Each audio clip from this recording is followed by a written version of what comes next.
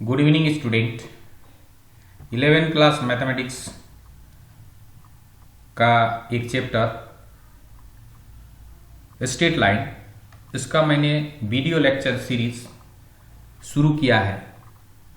आज ये video lecture series का ये तीसरा वीडियो है।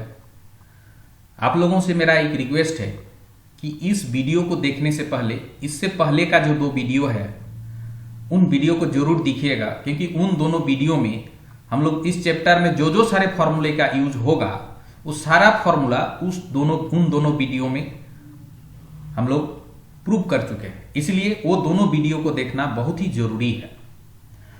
वो दोनों वीडियो में जो सारे फॉर्मूला प्रूव किए गए हैं उसके आधार पर जितना सारा एग्जाम्पल्स है, पहला एक्सरसाइज का जितना सारा एग्जाम्पल्स है, उस सारे एग्जाम्पल्स को हम लोग आज यहां पर सॉल्व करेंगे। एनसीईआरटी बुक का जो सारे एग्जाम्पल्स है उसको हम लोग सॉल्व करेंगे। तो वीडियो शुरू करने से पहले आप लोगों से और एक मेरा रिक्वेस्ट है कि अगर आप लोग मेरा चैनल को सब्सक्राइब नहीं किए हैं तो जल्दी से मेरा चैनल को सब्सक्राइब कर दीजिए, बेल आइकन को प्रेस कर दीजिए, ताकि आने वाला वीडियो जब भी डालेंगे तो उसका नोटिफिकेशन आप तक बहुत जल्दी पहुंच जाएगा। ठीक है, तो चलिए हम लोग शुरू करते हैं। देखिए एग्जाम्पल 1 जो है, find the slope of the lines number a passing through the points 3 - 2 and -1 4. Number B passing through the points 3 - 2 and 7 - 2. Number C passing through the points 3 - 2 and 3 4. तो हम लोग इससे पहले का जो वीडियो है उसमें हम लोग प्रूव कर चुके हैं कि slope of a line through 2 given points, ये 2 पॉइंट अगर दिया हुआ रहेगा तो दोनों पॉइंट से होकर जाने वाला जो लाइन का जो स्लोप होगा वो स्लोप क्या होगा, इससे पहले वाले में हम लोग कर चुके हैं। तो यहां पर इसका सॉल्यूशन में हम लोग लिखेंगे। देखिए we have equation of line, sorry यहां पर इक्वेशन नहीं होगा, यहां पर ये स्लोप होगा। ठीक है, इसको आप लोग ठीक से मेंशन कर लीजिएगा। ये जो है ये वाला इसके जगह पर स्लोप होगा। We have slope of a line through the points x1 y1 and x2 y2 is, क्या होता है ना, ये देखिए ये होता है m is equal to y2 - y1 divided by x2 - x1। मतलब कि अगर मान लीजिए एक लाइन है, इस लाइन पर अगर 2 पॉइंट है, एक पॉइंट है जिसका कोऑर्डिनेट x1 y1 और दूसरा एक पॉइंट जिसका कोऑर्डिनेट x2 y2, तब ये लाइन का जो स्लोप होगा वो स्लोप ये होता है। ये हम लोग इससे पहले वीडियो में कर चुके हैं। तो अभी हम लोग एक सवाल को इसमें हम लोग करेंगे, उसके बाद उसी आधार पर बी नंबर और सी नंबर दोनों हो जाएगा, तो उसको आप लोग देख लीजिएगा। ठीक है, तो देखिए इसके बाद नंबर ए देखिए नंबर ए क्या, passing through the point 3 - 2 and -1 4। तो ये x1 है, ये y1 है, ये x2 है, ये y2 है। तो उसको हम लोग लिख लिए x1 = 3, y1 = -2, x2 = -1 और y2 = 4। तो स्लोप ऑफ लाइन m = क्या फॉर्मूला होता है, जो फॉर्मूला होता है उस आधार पर अगर हम लोग लिखे तो क्या हो जाएगा, m = y2 - y1 मतलब 4 - -2 डिवाइडेड बाई x2 - x1। तो 4 - +2 हो जाएगा, मतलब और m = हो जाएगा 6 डिवाइडेड बाई -1 -3। तो अगर 4 - 6 को अगर हम लोग ये करें तो उसका वैल्यू अगर निकाले तो m = -3/2, यही इसका आंसर होगा। ठीक है, इसी प्रकार से हम लोग बी नंबर भी कर सकते हैं, सी नंबर भी कर सकते हैं। ठीक है, तो हम लोग कर लेंगे। ये x1 y1, ये x2 y2, इसमें x1 y1 और इसे x2 y2, और उसको हम लोग इस फॉर्मूला में बैठा देंगे तो आ जाएगा। ठीक है, आगे बढ़ते हैं। ये देखिए यहां पर है, if the angle between 2 lines is π/4, मतलब 2 लाइन के बीच का एंगल, 2 लाइन है दिया हुआ, ठीक है, 2 लाइन है, एक लाइन ये मान लीजिए, एक लाइन ये, 2 लाइन के बीच का एंगल ये जो है थीटा, ये है तुम्हारा π/4, ये दिया हुआ है। और एक लाइन का स्लोप, उसमें से एक लाइन का स्लोप दिया है, उसको m1 मान लीजिए, ये दिया है 1/2, और एक दूसरा लाइन का जो स्लोप इसको हम लोग m2 मानेंगे, और ये m2 का वैल्यू हम लोग को निकालना पड़ेगा, यही दिया है। देखिए if the angle between 2 lines is π/4, 2 line के बीच के एंगल को अगर थीटा माने तो थीटा π/4 है। ठीक है, और m1 का वैल्यू है 1/2, मतलब वो दोनों लाइन में से एक का स्लोप, ठीक है, and slope of one of the line is 1/2, ठीक है। तो find the slope of other line, तो दूसरा लाइन का स्लोप निकालिए, ये है। तो हम लोग यहां पर मान लिए कि let m1 and m2 be the slopes of two lines L1 and L2, मतलब ये लाइन को L1 मान ले रहे और इस लाइन को L2 मान ले रहे। तो L1 का स्लोप m1 और L2 का slope m2, and theta be the angle between these two lines, और दोनों के बीच का एंगल थीटा है, ये हम लोग मान लिए। तो क्या होगा देखिए, वी है तब m1 का वैल्यू 1/2 दिया है, थीटा का π/4, m2 का इतना दिया है। तो हम लोग एंगल बिटवीन टू लाइन्स का जो फॉर्मूला इससे पहले का वीडियो में जो हम लोग कर चुके हैं, उस आधार पर हम लोग यहां पर करेंगे। तो उस आधार पर क्या हो जाता है, tan theta equal two plus minus m2 minus m1 divided by 1 plus m2 into m1, ये होता है, ठीक है, ये होता है। प्लस कब होता है, जब थीटा एक्यूट होगा, और माइनस कब होता है, इसमें से माइनस थीटा जब एब्ट्यूस होगा। इससे पहले का वीडियो में हम लोग देख चुके हैं। अब यहाँ थीटा के जगह थीटा का वैल्यू रख देंगे, m1 के जगह m1 का वैल्यू रख देंगे, तो हमको कुछ इस तरीके से मिलेगा। देखिए tan π/4 प्लस माइनस m2 की जगह m2 ही लिखेंगे दोनों जगह, और जहां जहां m1 है वहां 1/2। तो tan π/4 का 1 होता है, तो इधर 1 हो जाएगा, राइट साइड में जो भी है उसको वैसे ही लिख दिया। अब क्रॉस मल्टीप्लीकेशन कर दिए, देखिए 1 माइनस m2/2 को 1 के साथ मल्टीप्लाई कर दिए, तो 1 माइनस m2/2 हो गया, राइट साइड में प्लस माइनस m2 माइनस 1/2 बच गया। अब क्या करेंगे ना, दोनों तरफ हम 2 से मल्टीप्लाई कर देंगे, तो दोनों तरफ 2 से मल्टीप्लाई कर देने से 2 इंटू 1 2, इसके साथ 2 से मल्टीप्लाई कर देने से 2 2 कर जाएगा, सिर्फ m2 बचेगा, और प्लस माइनस यहाँ पर 2m2 माइनस इसको 2 से मल्टीप्लाई कर देने से 1। अब क्या करेंगे ना, यहां से हम एक बार प्लस साइन लेंगे और एक बार माइनस साइन लेंगे। प्लस साइन लेके इसको सॉल्व करेंगे तो m2 का वैल्यू मिलेगा 1, फिर माइनस साइन लेके हम लोग इसको सॉल्व करेंगे तो m2 का और एक वैल्यू मिलेगा, ठीक है। तो एक बार हम लोग प्लस साइन ले रहे हैं, तो प्लस साइन लेने से 2 minus m2 is equal to, यहाँ पर प्लस ले लिए तो 2m2 माइनस 1, इसको हम लोग सॉल्व कर रहे हैं। तो 2m2, ये माइनस m2 को इधर लाएंगे, 2m2 प्लस m2 मतलब 3m2 हो जाएगा, और ये माइनस 1 को इधर ले जाएंगे तो 2 प्लस 1 3 हो जाएगा, मतलब 3m2 इज इक्वल टू 3, मतलब m2 इज इक्वल टू 1। इसी प्रकार से अगर हम लोग यहां पर ये नेगेटिव साइन ले लेते हैं, ठीक है, यहां पर अगर नेगेटिव साइन ले लेते हैं तो हमको क्या मिलेगा, टेकिंग नेगेटिव साइन। अगर हम नेगेटिव साइन ले लेते हैं इन इक्वेशन 1, इक्वेशन 1 में अगर हम लोग नेगेटिव साइन ले लेते हैं तो क्या हो जाएगा ना, 2 minus m2 is equal to minus 2m2 minus 1, ये होगा।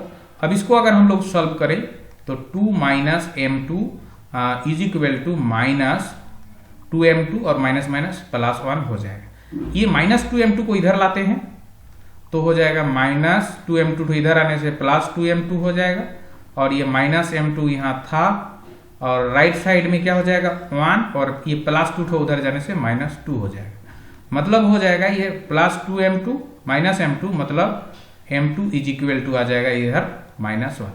तो m1 का एक वैल्यू मिला, ये वैल्यू 1 कब मिलेगा ना, जब थीटा एक्यूट होगा, और सॉरी m1 का नहीं, m2 का वैल्यू 1 कब मिलेगा ना, थीटा एक्यूट होगा। क्योंकि थीटा एक्यूट क्यों बोल रहे हैं, क्योंकि ये जो है यहां पर हम लोग क्या किए, यहां से पॉजिटिव साइन लिए, तो पॉजिटिव साइन तभी लिया जा सकता है जब थीटा एक्यूट होगा। तो थीटा एक्यूट होने से m2 का वैल्यू 1, और थीटा अगर एब्ट्यूस होगा तो m2 का वैल्यू माइनस 1। तो यहां पर क्या है, यहां पर थीटा तो π/4 है, ठीक है, थीटा π/4 है, इसीलिए यहां थीटा एक्यूट है, इसीलिए m2 का वैल्यू यही वाला राइट होगा, ये नहीं होगा, ठीक है। थीटा अगर π/4 से ज्यादा रहता तो ये हम लोग उसको लिख सकते थे। चलिए नेक्स्ट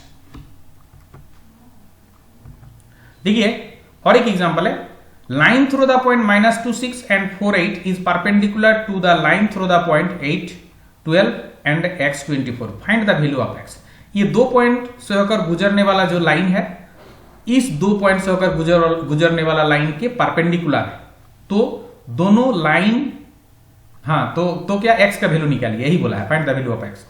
ये 2 पॉइंट से होकर जाने वाला लाइन, ये 2 पॉइंट से होकर जाने वाला लाइन के परपेंडिकुलर है, तो x का वैल्यू निकालिए। इसका सोल्यूशन में देखिए, ये 2 पॉइंट से होकर जाने वाला लाइन का स्लोप क्या होगा पहले निकालेंगे, ये दोनों पॉइंट से होकर जाने वाला लाइन का स्लोप निकालेंगे।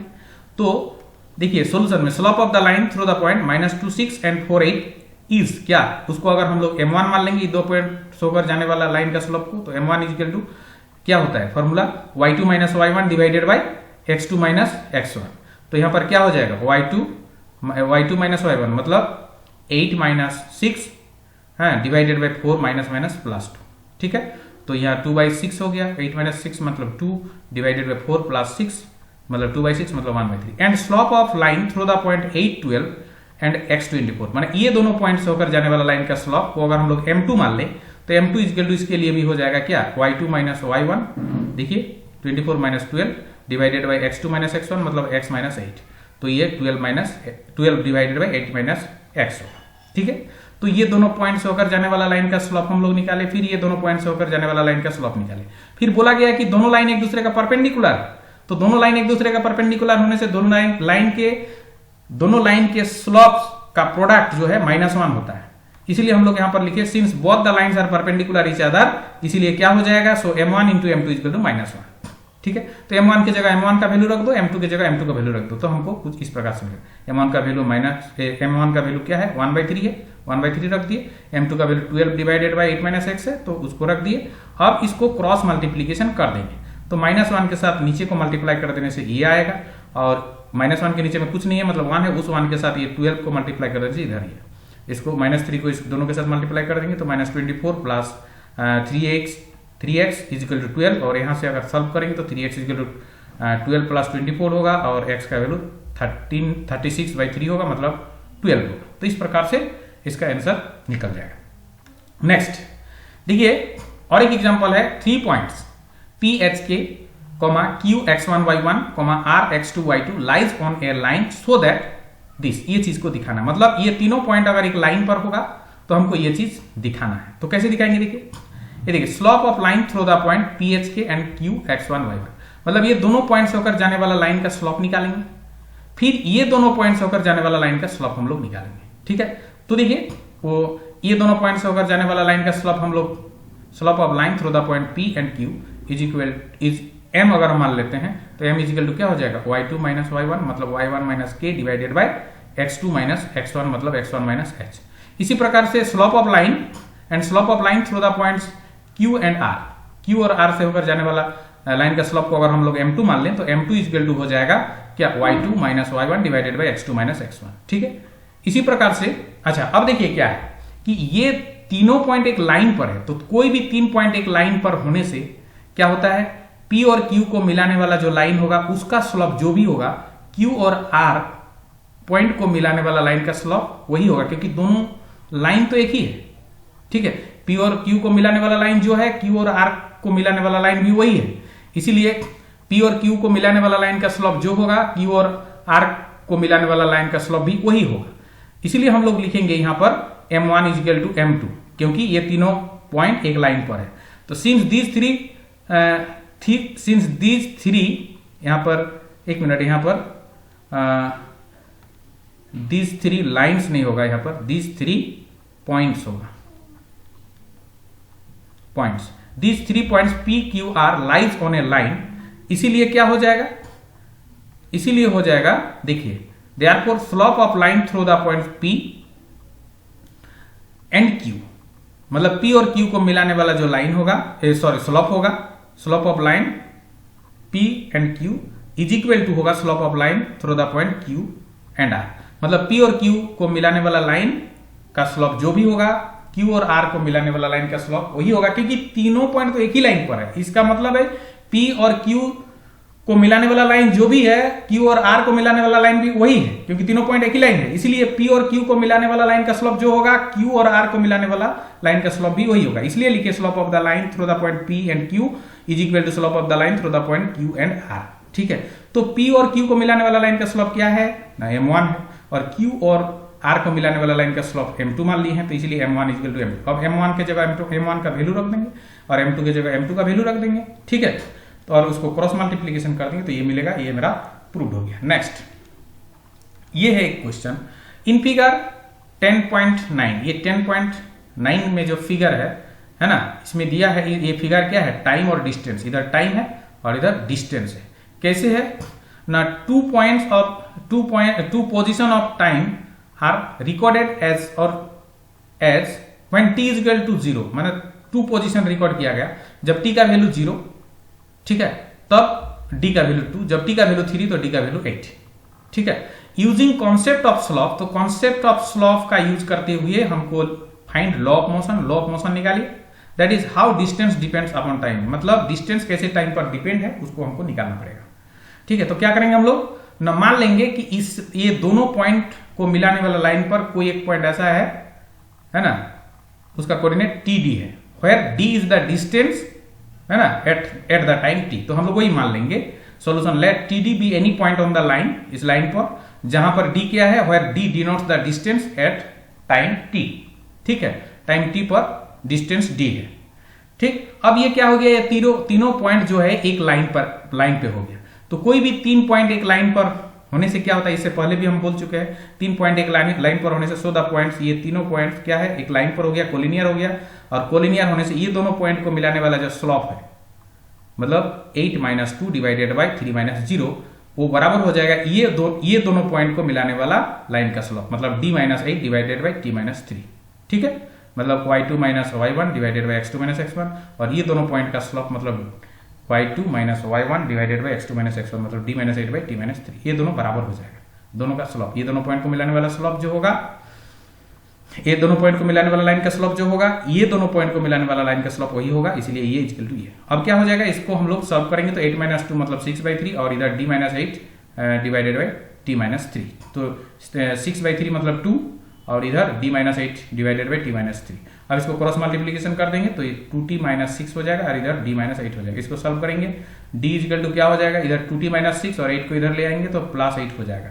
तो यहां से d इक्वल टू 2t - 6 + 8, मतलब d इक्वल टू 2t + 2, ये +2 हो जाएगा, d इक्वल टू 2t + 2, तो 2 कॉमन लेने से t + 1, मतलब d इक्वल टू 2 कॉमन लेने से t + 1, ठीक है। यही है which is the required relation, यही है रिलेशन, ठीक है।